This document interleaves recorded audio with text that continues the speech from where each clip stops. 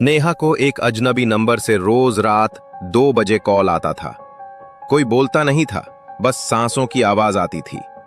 उसने number block किया, पर अगली रात फिर वही कॉल। अब घर की घंटी भी बजी। नेहा ने झांक कर देखा, बाहर कोई नहीं था, पर दरवाजे के नीचे से एक पर्ची सरकी। उसमें लिखा था, तू अगली है।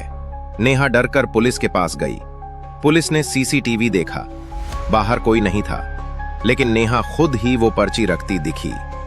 नेहा को लगा वो पागल हो रही है। 1 हफ्ते बाद उसकी लाश बाथरूम में मिली। दीवार पर लिखा था, अब कोई और अगला है। वीडियो पसंद आया तो सब्सक्राइब जरूर करो। अगला नाम किसका होगा कोई नहीं जानता।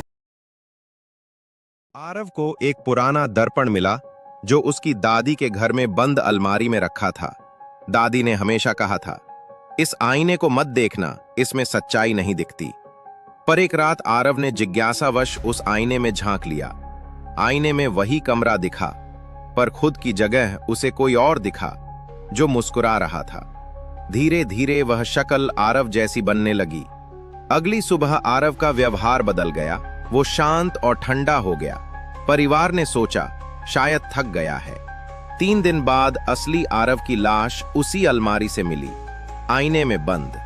जो बाहर था वो आरव नहीं था। अगर तुमने अब तक सब्सक्राइब नहीं किया तो अगली बार आईने में दिखेगा कोई और नहीं, तुम।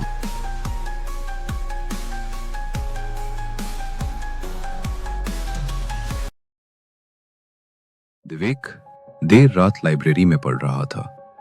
वहां कोई नहीं था, सिर्फ हल्की पीली रोशनी और दीवार घड़ी की टिक टिक। उसने सामने की स्टूल पर किसी को बैठे देखा। सफेद कपड़ों में एक आदमी, गर्दन झुकी हुई। विवेक बोला, भाई साहब यहां बैठना मना है। कोई जवाब नहीं आया। मोड़कर स्टूल की तरफ गया, लेकिन वहां कोई नहीं था।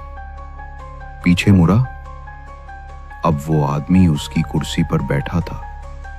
विवेक भागने लगा, पर कमरा जैसे छोटा होता गया। हर तरफ उसे वही आदमी दिखने लगा। आंखें लाल, मुंह पूरा काला, और हाथ में वही स्टूल। अगले दिन लाइब्रेरी में विवेक की लाश स्टूल पर बैठी मिली, सर पूरी तरह पीछे मुड़ा हुआ और आंखें खुली हुई। अगर अब तुमने सब्सक्राइब नहीं किया तो अगली बार स्टूल पर तुम बैठे दिखोगे।